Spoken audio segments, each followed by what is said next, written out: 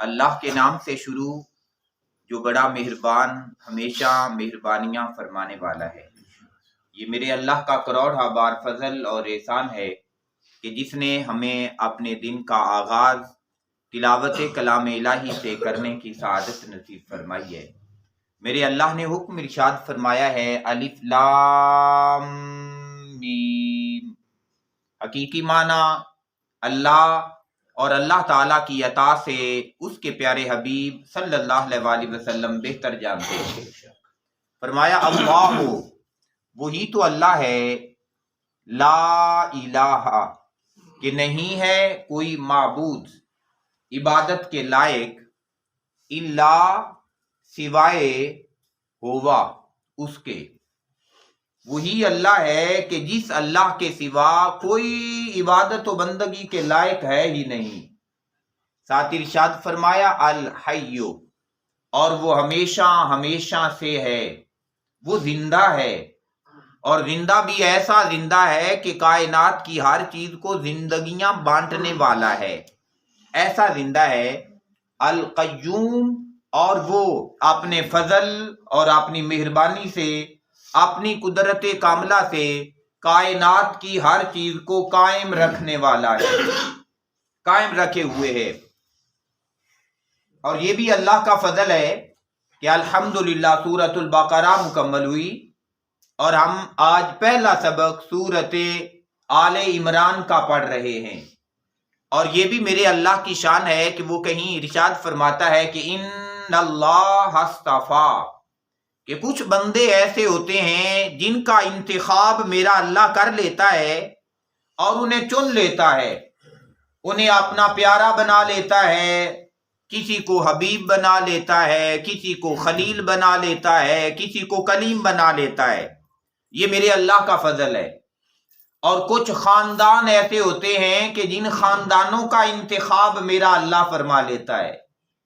اور ہماری آج کی سورہ مبارکہ جسے ہم آج شروع کرنے جا رہے ہیں، اس کا نام ہی ہے آل عمران، عمران کا گھرانہ۔ تو گویا اس گھرانے کو، اس خاندان کو میرے اللہ نے یوں منتخب فرمایا نا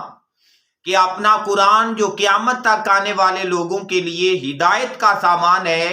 اس خاندان کے نام پہ اس سورہ مبارکہ قرآن کے اندر پوری سورت نازل فرما دی۔ اور یہ عمران جو ہیں حضرت مریم سلام اللہ علیہا کے والد محترم ہیں، مریم بنت عمران، تو ان کا اور ان کے خاندان کا تذکرہ پھر میرے اللہ نے اس کے اندر فرمایا ہے۔ اسی طریقے سے ایک خاندان وہ خاندان بھی ہے جس کے بارے میں میرے اللہ کا قرآن ارشاد فرماتا ہے کہ انما یرید اللہ لیذہب عنکم الرجس اہل البیت، تو یہ عمران کا گھرانہ ہے اور وہ محمد مصطفیٰ صلی اللہ علیہ وسلم کا گھرانہ ہے، جس کا انتخاب میرے اللہ نے کیا، اور انتخاب فرما کے پھر ان کے تذکرے، ان کی عظمتیں، ان کے شانیں میرے اللہ نے قرآن میں رکھ دی، اور ایسی انہیں عظمتیں اور شانیں عطا کر دیں کہ قیامت تک جو ان کے ساتھ نسبت قائم کرتا جائے گا نا، میرا اللہ انہیں بھی عظمتیں اور شانیں عطا فرماتا جائے گا۔ گویا پتا چلا کہ وہ لوگ جو اللہ کے چنیدہ لوگ ہوتے ہیں، جن کا انتخاب میرا اللہ فرما لیتا ہے، جو لوگ ان کے ساتھ جڑ جاتے ہیں نا، میرا اللہ انہیں بھی عزتیں عطا فرما دیتا ہے۔ آقا علیہ الصلوۃ والسلام کے ایک فرمان عالی شان کا مفہوم بھی ہے۔ اب خاندان چنے کیسے جاتے ہیں، گھرانے چنے کیسے جاتے ہیں، لوگ چنے کیسے جاتے ہیں؟ آقا علیہ الصلوۃ والسلام نے فرمایا جیسے دنیا میں رہتے ہوئے، جیسے رات کے وقت تمہیں آسمان پہ تارے نظر آتے ہیں، فرمایا اسی طرح جو آسمانی دنیا میں جو مخلوقات رہتی ہیں نا، فرمایا دنیا میں جتنے گھر ہیں، فرمایا وہ گھر جن کے اندر اللہ کا ذکر ہوتا ہے، جن گھروں میں اللہ اللہ ہوتی ہے، لوگ اللہ کا ذکر کرتے ہیں، فرمایا آسمان والوں کو وہ زمین پر ایسے نظر آتے ہیں جیسے چاند اور ستارے نظر آتے ہیں۔ تو اگر ہم چاہیں کہ ہمارا گھرانہ بھی چنیدہ گھرانہ ہو جائے تو ہمیں اپنے گھروں کے اندر اللہ کے ذکر کا اہتمام کرنا چاہیے، اللہ کے قرآن کی تلاوت کا اہتمام کرنا چاہیے۔ ہمیں اپنے گھروں کے اندر نمازوں کا اہتمام کرنا چاہیے۔ وہ جو حضور نے فرمایا کہ اپنے گھروں کو قبرستان نہ بناؤ، کچھ نمازیں اپنے گھر میں بھی پڑھی کرو، فرض نماز مسجد میں، اور فرمایا سنتیں اور نفل فرمایا گھر میں بھی پڑھے کرو۔ اس کا فائدہ کیا ہوگا؟ آسمان والوں کو یوں لگے گا کہ جیسے کوئی ستارہ چمک رہا ہے، اور وہ نور کس چیز کا نور ہوگا؟ وہ گھر کے اندر جو اللہ کا ذکر ہو رہا ہوگا وہ اس کا نور ہوگا۔ تو اس انداز کے ساتھ میرا اللہ گھروں کا بھی انتخاب فرما لیتا ہے، خاندانوں کا انتخاب بھی فرما لیتا ہے، اور جو بندہ اپنے ہر سانس کو اللہ کے ذکر کے نام وقف کر دیتا ہے، پھر ایسے بندوں کا انتخاب بھی میرا اللہ فرما لیتا ہے۔ ساتھ ارشاد فرمایا میرے اللہ نے نزلہ کہ نازل فرمایا ہے، علیکا اے محبوب پیارے آپ پر، الکتابہ کتاب کو، بالحق حق کے ساتھ، کہ اس اللہ نے آپ پر قرآن کو حق کے ساتھ نازل فرمایا ہے، مصدقاً اور یہ تصدیق کرنے والا ہے،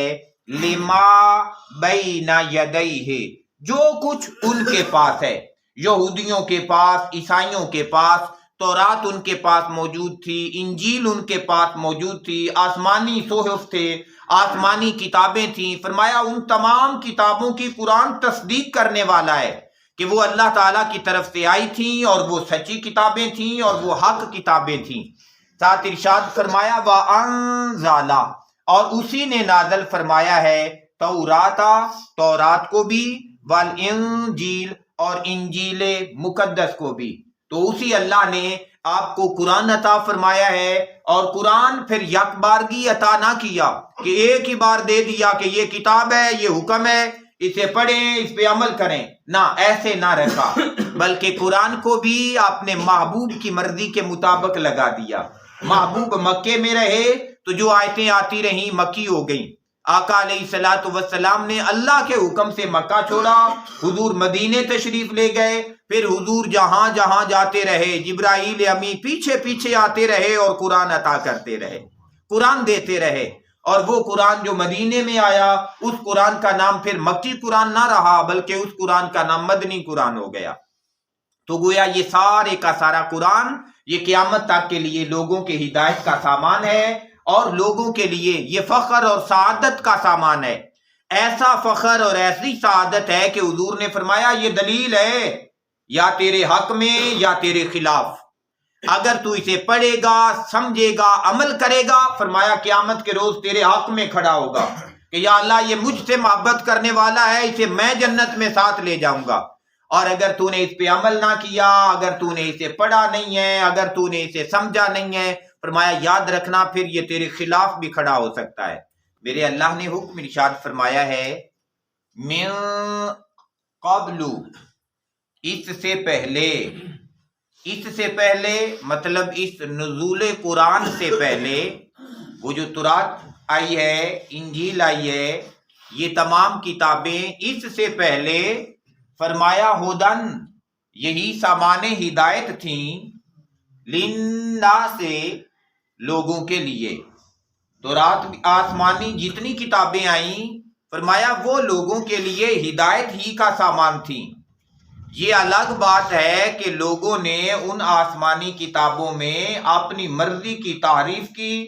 ان میں تبدیلیاں کرتے گئے، اور ان کتابوں کو ہی انہوں نے گمراہی کا ذریعہ بنا لیا، ان کتابوں کے ذریعے اپنی دنیا خریدنا شروع کی اور آخرت برباد کرنا شروع کر دی۔ لیکن میرے اللہ نے فرمایا کہ وہ کتابیں وہ اس قرآن سے پہلے ہدایت ہی کا سامان تھیں، وَأَنزَلَ الْفُرْقَانَ اور اسی اللہ نے ہی نازل فرمایا ہے اس قرآن کو جو فرق کرنے والا ہے حق میں اور باطل میں، جھوٹ میں اور سچ میں، حلال میں اور حرام میں، جائز میں اور ناجائز میں، ایمان میں اور کفر میں، فرمایا فرق کرنے والی چیز اسی اللہ نے نازل کی ہے، اور وہ فرق کرنے والی چیز کا نام قرآن ہے۔ تو قرآن بھی اللہ کی عطا ہے۔ ان الذین، لیکن جب قرآن اتنی عظمتوں کے ساتھ آ گیا ہے، جتنے اتنا واضح فرق پیدا کر دیا ہے، اور بندے کو حکم دیا ہے کہ بندہ اپنی شخصیت، اپنے کردار کو قرآن کے مطابق ڈھال لے، جیسے کلندر لاہوری نے بھی فرمایا کہ حسن کردار سے قرآن مجسم ہو جا، کہ تجھ کو ابلیس بھی دیکھے تو مسلمان ہو جائے، کہ کردار بندے نے اگر لینا ہے تو قرآن کا کردار لے۔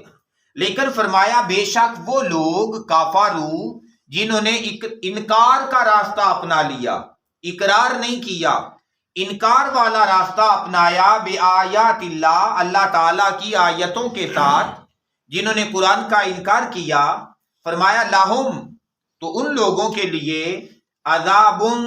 شدید، دردناک قسم کا، شدید قسم کا عذاب ہے ایسے لوگوں کے لیے،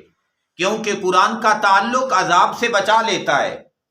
اور قرآن سے دوری یہ عذاب کا سبب ہے، یہ بندے کی پکڑ کا سبب ہے۔ تو فرمایا جنہوں نے انکار والا راستہ اپنایا، قرآن کے حلال کو حلال نہیں جانا، قرآن کے حرام کو حرام نہیں جانا، قرآن کے جائز کو جائز نہیں جانا، ناجائز کو ناجائز نہیں کیا، من مرضیاں کی جن کی، فرمایا ان کا انجام یہ ہونے والا ہے۔ اور یہ فرما کے پھر ارشاد فرمایا واللہ، اور اللہ تبارک و تعالی عزیز ذو انتقام، عزیز وہ بڑا غالب ہے، وہ بڑا غالب ہے، ذو انتقام، اور وہ خوب انتقام اور بدلہ لینے والا بھی ہے۔ پھر ارشاد فرمایا ان اللہ، بے شک اللہ تبارک و تعالی، لا یخفا، کہ نہیں ہے کچھ پوشیدہ، کچھ چھپا ہوا،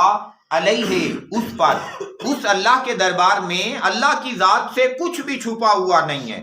بندہ جتنے مرضی پردے رکھتا پھر رہا ہو، وہ خوب جاننے والا ہے۔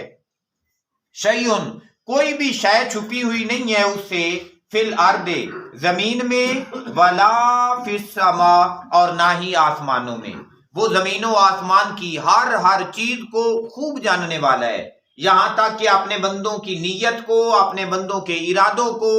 اپنے بندوں کے تصورات اور خیالات کو بھی وہ اللہ بہت بہتر جاننے والا ہے۔ تو جب ہمارا اللہ ہمیں اس انداز سے جاننے والا ہے کہ ہم سے بھی بڑھ کے ہمیں جانتا ہے، تو پھر کم از کم ہمیں ہمیشہ اس کے اس علم کا ہی حیا کرنا چاہیے، اور زندگی میں کوئی کام اس کی مرضی اور اس کی رضا کے خلاف نہیں کرنا چاہیے۔ اللہ تعالی ہمیں دنیا اور آخرت کی بھلائیاں عطا فرمائے۔